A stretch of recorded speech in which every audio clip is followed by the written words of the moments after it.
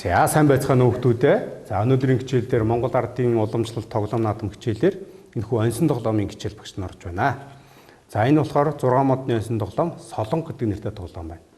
За Монгол оньс бол одоо маш олон төрлийн оньс байдаг. За одоо 5000 орчим төрлийн оньс байдаг.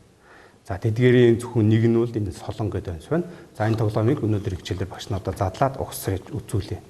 За нэгдүгüүрт нь одоо цэнхэр өнгөтэй оньсыг арга шимтүүлэхлээ. За хоёрдугаарт нь саарлангөтэй оньсоо дээш нь сугалж авлаа. За 3 болон 4 дахь оньс бол одоо ингээд улаан болон шарангөтэй оньс. За цэнхэр өнгөтэй оньс авлаа. За ингээд яг далтсан дараалалаараа буцаагаад усрагдчихна гэсэн. Тэгэхээр нэг дахь оньс бол одоо ногоон өнгөтэй оньс байна. Хоёр дахь оньс боронзон шарангөтэй оньс. Гурав дахь оньс нь цэнхэр өнгөтэй оньс. За дөрөв нь шар, 5 нь улаан. За 6 дахь оньс нь саарл өнгөтэй оньс. Ингэсний дараагаар одоо цэнхэр өнгөтэй оньсыг урагшин түлхээд энэхүү оньс маань төгжигдлээ. За ингээд солонго оньс маань ухсарагдлаа. За одоо тэгвэл та нараас хинэн энэхүү тоглоомыг задлж ухсарч үзүүлэх үү? За мөнгөн сууд тэгвэл бүгдээрээ найзуудаа задлаад ухсраад үзүүлье. За бусад хүүхдүүд маань бас урд байрлаж байгаа оньснуудаасаа нэг оньс аваад эвлүүлье.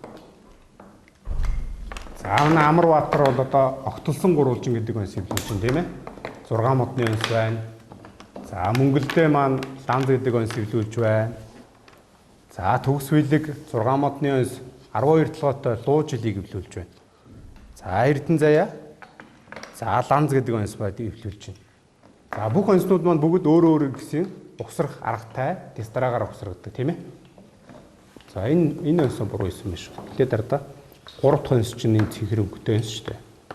За одоо 4 5 дахь оньсанд хийчих.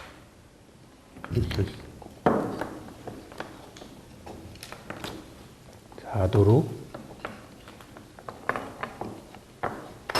5 за 6 дахь оньс гэлээ. Төгжөө оньс орчно. За ингээд энэ солонго тоглоом маань манай мөнгөн сууд бас эвлүүлж үзүүллээ солонго тоглоомыг.